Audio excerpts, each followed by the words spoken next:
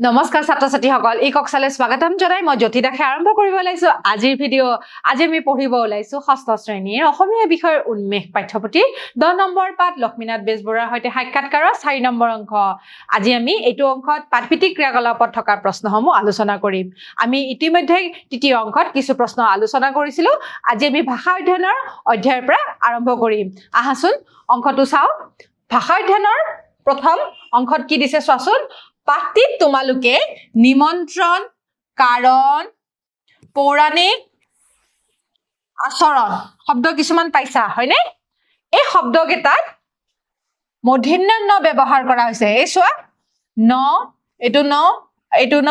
আৰু এইটো ন মূৰ্ধন্য ন বহাইছে হয়নে নহয় গতিকে এই শব্দকেইটাত মূৰ্ধন্য ন ব্যৱহাৰ হোৱাৰ নিৰ্দিষ্ট কাৰণ আছে আমি ইয়াতে দন্ত্য ন বহোৱা নাই আমি মূৰ্ধন্য ন বহাইছো এই ক্ষেত্ৰত ইয়াত নত্ত বিধি ঠিক আছে এটা বিধিৰ ব্যৱহাৰ হৈছে সেই বিধিটোৰ নাম হৈছে নত্ত মূৰ্ধন্য ন ঠিক আছে নিয়ম প্ৰযোজ্য হৈছে এই নিয়ম অনুসৰি শব্দত থকা ৰি ৰ আৰু মূৰ্ধন্য হৰ পাছৰ দন্ত্য ন মূৰ্ধন্য ন হয় গতিকে এই ৰি ৰ আৰু খৰ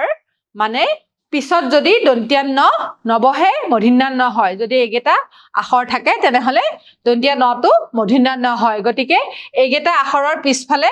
যি নয়ে নবহক কিয় হেতু সদায় মূৰ্ধন্য ন হ'ব লাগিব তোমালোকে মনত ৰাখিবা উদাহৰণ স্বৰূপে ঋণ তৃণ আদি শব্দকেইটাত মূৰ্ধন্য নৰ আগত ৰি আখৰটো থকাৰ বাবে হৈছে গতিকে এই ৰি আখৰটো আছে আৰু তত ৰিকাৰ লাগিছে ঠিক আছে গতিকে সেই কাৰণে এটো মূৰ্ধন্য ন হৈছে ঠিক আছে নিমন্ত্ৰণ কাৰণ পৌৰাণিক আচৰণ আদি শব্দকেইটাত মূৰ্ধন্য নৰ আগত ৰ থকাৰ কাৰণে আৰু এটা বিধিৰ কথা কৈছে আমি ৰিৰ কথা গম পাইছিলো এতিয়া আমি গম পালো ৰৰ কথা হয়নে নহয় তাৰ পিছত চোৱাচোন গৱেষণা বৰষুণ আদি শব্দকেইটাত মূৰ্ধন্য নৰ আগত মূৰ্ধন্য হ থকাৰ কাৰণে মূৰ্ধন্য ন হৈছে ঠিক আছে গতিকে ৰ আৰু মূৰ্ধন্য হ থকাৰ কাৰণে দন্ত্য নটো মূৰ্ধন্য ন হৈছে ঠিক আছে এতিয়া আমি উদাহৰণ চাও আহাচোন ওপৰৰ উদাহৰণৰ আধাৰত বিচাৰ কৰি তলত দিয়া শব্দবোৰৰ শুদ্ধ ৰূপটো লিখা ইয়াতে আমাৰ শব্দ কেইটামান আছে এতিয়া আমি জানিছোৱেই যে ৰৰ পিছফালে আমাৰ সদায় দন্ত্য নটো মূৰ্ধন্য ন হ'ব গতিকে ধৰণ ঠিক আছে তাৰ পিছত মৰণ ৰ আছে হয়নে নহয় গতিকে মৰণ বুজি পাইছা তোমালোকে তাৰ পিছত আছে বিশেষণ মূৰ্ধন্য হৰ পিছৰ ফালে সদায় দন্ত্য নটো মূৰ্ধন্য ন হ'ব বিশেষণ তাৰ পিছত ভীষণ মূৰ্ধন্য হ আছে তাৰ পিছত মূৰ্ধন্য ন হ'ব ঠিক আছে তাৰপিছত মিশ্ৰণ এইটো চোৱা ৰিকাৰ হয় গতিকে মিশ্ৰণ আৰু মৃণাল মৃণাল কিয় হল কাৰণ মত ৰিকাৰ লগ লাগিছে মৃণাল হ'ব আমি নত্ত বিধি ইয়াতে প্ৰয়োগ কৰি দেখুৱালো ঠিক আছে পিছৰ প্ৰশ্নটোলৈ যাও দলত দিয়া শব্দবোৰৰ নত্ত বিধি অনুসৰি বিশ্লেষণ কৰি হিপিঠিৰ তালিকাৰ উপযুক্ত ঠাইত বহোৱা গতিকে আমাৰ ইয়াতে শব্দ কেইটামান দিয়া হৈছে আমি এখন তালিকাত এই শব্দবোৰ বহুৱাব লাগিব ঠিক আছে এতিয়া প্ৰথম আমি পাইছো সম্ভাষণ সম্ভাষণৰ আগত কি আছে চোৱাচোন মূৰ্ধন্য হ হয়নে নহয় গতিকে ইয়াতে কি দিছে চোৱাচোন হ থকা বাবে কোনটো শব্দ হৈছে সম্ভাষণ হয়নে নহয় গতিকে আমি ইয়াতে সম্ভাষণ শব্দটো লিখিম আমি তালিকাখন এইদৰে পূৰ কৰি লম তাৰ পিছত আহিছে কাৰণ ৰ থকাৰ কাৰণে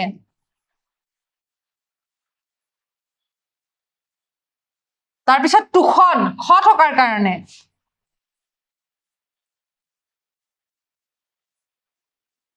তাৰ পিছত প্ৰাণ এতিয়া চোৱাচোন এই পদ ৰকাৰ লগ লাগিছে সেই কাৰণে কি হ'ব ৰ থকাৰ কাৰণে প্ৰাণ তাৰ পিছত মিশ্ৰণ ইয়াতে চোৱাচোন ৰিকাৰ লগ লাগিছে হয়নে নহয় গতিকে মিশ্ৰণ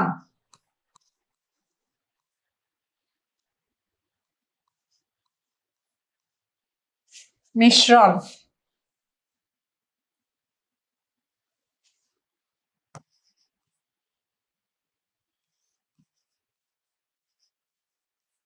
তাৰপিছত কি আছে শব্দ চোৱাচোন তৃণ গতিকে তো ৰিকাৰ আছে হয়নে নহয় গতিকে তৃণ তাৰপিছত ঋণ ৰি থকাৰ কাৰণে তাৰপিছত ভূষণ হয়নে স থকাৰ কাৰণে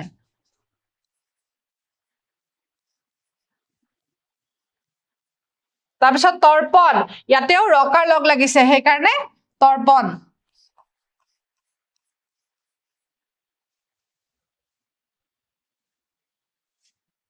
এইটো আমাৰ মূৰ্ধন্য ন হ'ব তৰ্পণ তাৰপিছত কি পালো কৰ্ণ এইটোত ৰকাৰ লগ লাগিছে সেইকাৰণে কৰ্ণ তাৰপিছত ঘৃণা ৰিকাৰ লগ লাগিছে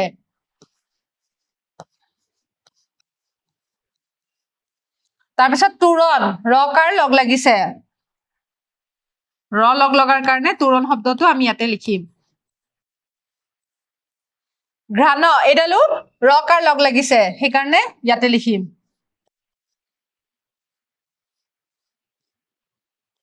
ঠিক আছে আৰু শেষত ধৰণী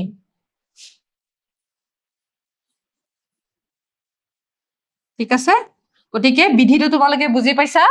ৰিকাৰ বা ৰি বা ৰকাৰ বা ৰ বৰ্ণটো যদি থাকে বা স থকা বাবে আমাৰ পিছফালে আমি সদায় দন্তীয়া নটো মূৰ্ধন্য হ'ব ঠিক আছে গতিকে অকল বৰ্ণ থাকিব নোৱাৰে তাতে যদি মাত্ৰাটো থাকে ঠিক আছে ৰিৰ মাত্ৰাটো থাকে তেনেহলে আমি পিছত হোৱা ন আখৰটো দন্তীয়া নৰ পৰা মূৰ্ধন্য হ'ব ঠিক আছে আমি এইদৰে তালিকাখন পূৰ কৰিলো ঠিক আছে পিছৰ প্ৰশ্নটোলৈ যাওঁ 11 নম্বৰ প্ৰশ্নটো চোৱাচোন আৰ্হিটোত দেখুৱাৰ দৰে তলৰ বাক্য কেইখাৰী ভাৱ বহলাই লিখা আৰ্হিটো কি আছে চোৱাচোন দহু আঙুলিৰে খায় কিন্তু বুঢ়াই হেচকলিয়েহে যায় এতিয়া গতিকে এই যিটো বাক্যাংশ আছে বাক্যাংশটো কিদৰে ইয়াৰ ব্যাখ্যা কৰিছে চোৱাচোন ভাত এগৰা খাবলৈ হলে যা যোগাৰ কৰাৰ পৰা মুখলৈ নিয়ালৈকে হাতৰ গোটেই কেইটা আঙুলিৰ প্ৰয়োজন হয় কিন্তু খাবৰ বাবে বুঢ়া আঙুলিৰে মুখৰ ভিতৰলৈ ঠেলিবলগীয়া হয় হয়নে নহয় হাত আমাৰ দুইখন হাতৰে প্ৰয়োজন হয় ভাত বনাওঁতে কিন্তু যেতিয়া আমি ভাত গৰা মুখলৈ নিও তেতিয়া বুঢ়া আঙুলিটোৱে ঠেলি দিলেহে আমি মুখলৈ যাব পাৰে ঠিক আছে বুঢ়া আঙুলি অবিহনে ভাত খোৱা কামটো সহজ নহয় ঠিক তেনেদৰে কোনো এটা কাম সুকলমে সম্পন্ন হ'বৰ বাবে পৰিয়াল বা সমাজৰ এজন জ্যেষ্ঠ বা অভিজ্ঞ ব্যক্তিৰ প্ৰয়োজন হয় সেই জ্যেষ্ঠ বা অভিজ্ঞ ব্যক্তিজনে দিহা পৰামৰ্শ দি বা আগভাগ লৈ কাম এটা সম্পূৰ্ণ হোৱা সহায় কৰে গতিকে যিখাৰী বাক্য দিছিলে তাৰ ভাৱটো আমি এইদৰে প্ৰকাশ কৰিব পাৰো ঠিক আছে এতিয়া আমাক আৰু এটা বাক্য দিছে কি চোৱাচোন সজ কাৰ্যৰ সজ ফল অসজ কাৰ্যৰ অসজ ফল আমি বহলাই লিখো আহাচোন এই বাক্যটোৱে বুজাইছে যে যি কাম মনোযোগ পৰিকল্পনা আৰু যত্ন সহকাৰে কৰা হয় তাৰ ফল সদায় উৎকৃষ্ট হয় আৰু যদি কোনো কাম কৰোতে অভিমানেৰে কৰা হয় তেন্তে তাৰ সদায় বিফল হয় ঠিক আছে গতিকে সজ কামৰ সজ ফল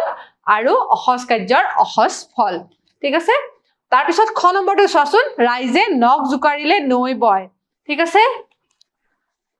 এই প্ৰবাদৰ জৰিয়তে একতাৰ শক্তি বুজোৱা হৈছে মানুহে যদি একেলগে একে কামৰ বাবে মিলি যায় তেন্তে সৰু সৰু শক্তিৰে এক বৃহৎ ফলাফল পাব পাৰি গতিকে ৰাইজৰ নখত যদি পানী থাকে সকলো ৰাইজে যদি পানী দিয়ে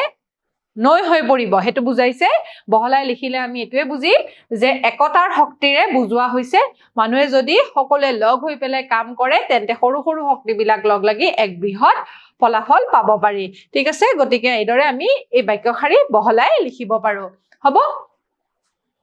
এই বাক্যই আমাৰ জীৱনৰ যিকোনো ক্ষেত্ৰত সততা কঠোৰ পৰিশ্ৰম আৰু সঁচা মনোভাৱৰ গুৰুত্ব বুজায় ঠিক আছে গতিকে এইখিনি আমি এইদৰে বহলাই লিখিব পাৰো এতিয়া আমাক জ্ঞান সম্প্ৰসাৰণৰ অংশটো আলোচনা কৰিবলৈ আগবাঢ়িছো জ্যোতিপ্ৰসাদ আগৰৱালাই জাৰ্মানী চলচ্চিত্ৰ বিষয়ত শিক্ষা গ্ৰহণ কৰিছিলে গতিকে তেখেতে জাৰ্মানীত গৈ পেলাই চলচ্চিত্ৰ বিষয়ত শিক্ষা গ্ৰহণ কৰি আহিছিলে গতিকে অসমলৈ আহি জয়মতী কথাছবিখন নিৰ্মাণ কৰোঁতে তেওঁ বিভিন্ন ধৰণৰ সমস্যাৰ সন্মুখীন হৈছিলে বিশেষকৈ নাৰী শিল্পী নিৰ্বাচনৰ ক্ষেত্ৰত যথেষ্ট অসুবিধা পাইছিল কাৰণ সেই সময়ৰ সমাজখন আছিল অতি ৰক্ষণশীল গতিকে মহিলাসকলক সকলো কামতে আগবাঢ়ি যাবলৈ দিয়া হোৱা নাছিলে বোলছবিখনৰ তিনিটা মূল চৰিত্ৰ জয়মতী ডালিমী আৰু পাটমাদৈৰ বাবে উপযুক্ত অভিনেত্ৰী বিচাৰি নোপোৱাত তেওঁ চিন্তিত হৈ কাকতত বিজ্ঞাপন দিছিলে এই কথা গম পাই ডিম্ব গোহাঁই নামৰ এজন ব্যক্তিয়ে তেওঁৰ সম্বন্ধীয়া ভনীয়েক আইদেউ সন্দিকৰ ফটো তুলি পঠিয়াই দিছিলে যোনে জয়মতীৰ ভাও লৈছিলে ফটোখন দেখি জ্যোতিপ্ৰসাদ আগৰৱালাই ছোৱালীজনীক জয়মতী কুঁৱৰীৰ চৰিত্ৰত অভিনয় কৰিবলৈ লৈ আহিবলৈ কৈছিলে গতিকে গোহাঁয়ে আইদেউ সন্দিকৈ লৈ আহি চিনেমাত অভিনয় কৰোৱাইছিল জয়মতী কথাছবিখনৰ আন কেইজনমান অভিনেতা হ'ল অভিনেত্ৰী দিছে ফুনু বৰুৱা মোহনী ৰাজকুমাৰী স্বৰ্গজ্যোতি বৰুৱা তোমালোকে ডালিমী চৰিত্ৰৰ কথা পঢ়িছিলা নহয় গতিকে স্বৰ্গজ্যোতি বৰুৱাই ডালিমীৰ চৰিত্ৰটো কৰিছিলে তাৰপিছত মনাভিৰাম বৰুৱা ফণী শৰ্মা স্নেহ চন্দ্ৰ বৰুৱা নৰেন বৰদলৈ যোনে সাক্ষাৎকাৰটো লৈছিলে তেখেতেও এই চিনেমাখনত আছিলে ৰাণা বৰুৱা শামছুল হক ৰাজেন বৰুৱা পুতুল হক প্ৰতাপ বৰুৱা ৰাজকুমাৰী গোহাঁই সুবৰ্ণৰেখা শইকীয়া ললিত মোহন চৌধুৰী বনমালী দাস প্ৰফুল্ল চন্দ্ৰ বৰুৱা কমলা প্ৰসাদ আগৰৱালা গতিকে এইকেইগৰাকী ব্যক্তি এই চিনেমাখনত ভাও লৈছিলে গতিকে জ্যোতিপ্ৰসাদ আগৰৱালা দেৱে কিদৰে চিনেমাখন নিৰ্মাণ কৰিছিলে সেয়া আমি গম পালো ঠিক আছে এতিয়া আমি আইদেউ সন্দিকৰ কথা পঢ়ো আহা আইদেউ সন্দিকৰ বিষয়ে বিভিন্ন উৎসৰ পৰা তথ্য সংগ্ৰহ কৰি পেলাই লিখিব দিছে আইদেউ সন্দিকৈ জয়মতী কুঁৱৰীৰ ভাও লৈছিলে প্ৰথম অসমীয়া বোলছবিত জয়মতী নায়িকাৰ ৰূপত আত্মপ্ৰকাশ কৰা আমাৰ সকলোৰে জ্ঞাত আইদেউ সন্দিকৈ বৰ্তমান নাৰী সমাজৰো এক মূৰ্ত প্ৰতীক আইদেউ সন্দিকৈ জন্ম হৈছিল 1920 চনৰ 10 এপ্ৰিলত গোলাঘাটৰ পানী দিহিঙীয়া গাঁৱত পিতৃৰ নাম নীলাম্বৰ সন্দিকৈ আৰু মাতৃ মা লক্ষ্মী মাত্ৰ এটা শব্দ বঙহৰ দেও এই শব্দটি তেওঁৰ জীৱনৰ গতিপথ সলাই পেলাইছিলে গতিকে বঙহৰ দেও বুলি কাক মাতে নিজৰ স্বামীক মাতে আহোম ৰাজ্যকালত কুঁৱৰীবিলাকে যিকেইজনী ঘৈণীয়েক হয় তেখেতসকলে স্বামীক মাতে বঙহৰ দেও বুলি মৰমত বঙহৰ দেও বুলি মাতিছিলে গতিকে তেওঁ ব্যৱহাৰ কৰিছিলে সেইকাৰণে কি হৈছিলে জানানে ৰক্ষণশীল সমাজে আইদেউৰ জয়মতী চৰিত্ৰটোত অভিনয় কৰি গদাপাণিৰ চৰিত্ৰত অভিনয় কৰা ফুনু বৰুৱাক বঙহৰ দেও বুলি সম্বোধন কৰাটোকে এক গুৰুত্বৰ অপৰাধ বুলি গণ্য কৰিছিলে গতিকে ৰক্ষণশীল সমাজ আছিলে মহিলাসকলক ইমান আগবাঢ়ি যাবলৈ দিয়া নাছিলে যেতিয়া গদাপাণিৰ চৰিত্ৰত অভিনয় কৰা ফুনু বৰুৱাক আইদেউ সন্দিকৈ বঙহৰ দেও বুলি সম্বোধন কৰিলে চিনেমাত দেখা পালে তেতিয়া কি হ'ল জানানে সমাজৰ এলান্ধুকলীয়া নীতি নিয়মৰ গইনা লৈ পেলাই আইদেউ সমাজৰ পৰা বৰ্জন কৰা হয় মানে সেইখিনি সময়ত আইদেউ সন্দিকক একাষৰীয়া কৰি থয় আইদেউ সন্দিকৈ 1985 চনতহে নিজৰ অভিনীত জয়মতীৰ অংশ দেখিবলৈ পায় 1935 চনতে চিনেমাখন ৰিলিজ হৈছিলে কিন্তু তেখেতে 1985 চনত ইমান বছৰৰ পিছতহে চিনেমাখন চাবলৈ পায় অসম চৰকাৰে আয়োজন কৰা অসমীয়া চলচ্চিত্ৰৰ 50 বছৰীয়া জয়ন্তীৰ সময়ত তেখেতে জয়মতীৰ হৈ যোৱা কেইটামান ৰিল দেখিবলৈ পাইছিল সেই সময়ত অসম চৰকাৰে তেখেতক মাহে 1000 টকাকৈ এটা পেঞ্চন দিয়াৰ ব্যৱস্থা কৰি দিয়ে গতিকে সেইখিনি সময়তে তেখেতক যেতিয়া একাষৰীয়া কৰি দিছিলে তেখেতৰ বিয়াও নহল ঠিক আছে 1991 চনত তেখেতৰ গাঁৱত আইদেউৰ নামেৰে এখন ছোৱালী বিদ্যালয় স্থাপন কৰা হয় আৰু আইদেউ সন্দিকৈ 2002 চনত মৃত্যুবৰণ কৰিলে ঠিক আছে গতিকে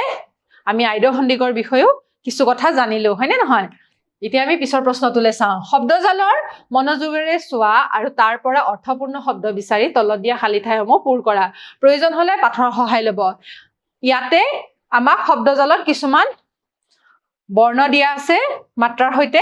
গতিকে আমি এই শব্দজালৰ পৰা কিছু শব্দ ওলাও ইয়াতে আমাক প্ৰশ্ন কেইটামান দিয়ে দিছে এতিয়া চোৱাচোন এই শব্দজালখনত কিন্তু শব্দবোৰ একেলগে নাই ঠিক আছে আমাক এটা এটা শব্দ আমি বৰ্ণবিলাক বেলেগ বেলেগ ঠাইত আছে গতিকে আমি মিলাই মিলাই লিখিব লাগিব এতিয়া পুৰাণ সম্বন্ধীয় যদি হয় তোমালোকে কি হ'ব বুলি ভাবিছা ইয়াৰ উত্তৰটো হ'ব পৌৰাণিক যদি আমি বিচাৰি পাওঁ নেকি চাওঁচোন পৌৰাণিক শব্দটো পাম চাগে পৌ হয়নে তাৰপিছত ৰা নি তাৰপিছত ক হয়নে আমাৰ শব্দজালখনত কিন্তু শব্দবোৰ বেলেগ বেলেগ ঠাইত আছে একেলগে নাই পৌৰাণিক শব্দটো আমি লিখো দেই পৌ ৰা নি ঠিক আছে তাৰপিছত আমি ইতিহাস সম্পৰ্কে লিখিম ইতিহাস সম্পৰ্কে আমাৰ কি হ'ব পাৰে ইতিহাসৰ লগত মিলা এটা শব্দ কোৱাচোন তোমালোকে ইতিহাসৰ লগত মিলা শব্দ হৈছে ঐতিহাসিক হয়নে আমি শব্দটো বিচাৰো আহাচোন ঐ তা শব্দটো পাইছেনে কৰবাত ঐতি হা শিক সৎ হচইকাৰ আৰু ক পালোনে ঐতিহাসিক গতিকে শব্দটো আমি এদৰে লিখিব পাৰো ঐতিহাসিক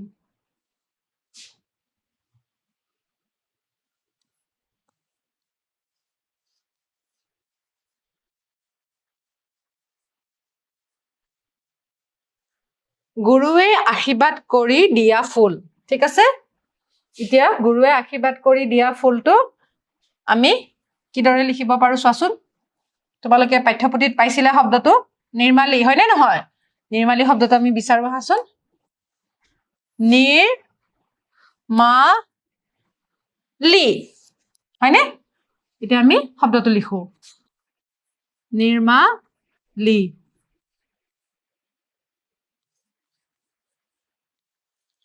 100 বছৰ বিয়পা কাল 100 বছৰ বিয়পা কাল ঠিক আছে 100 বছৰ বিয়পা কাল হৈছে কি হ'ব শতিকা হয়নে নহয় গতিকে শব্দটো আমি বিচাৰি উলিয়ালো শতিকা হ'ব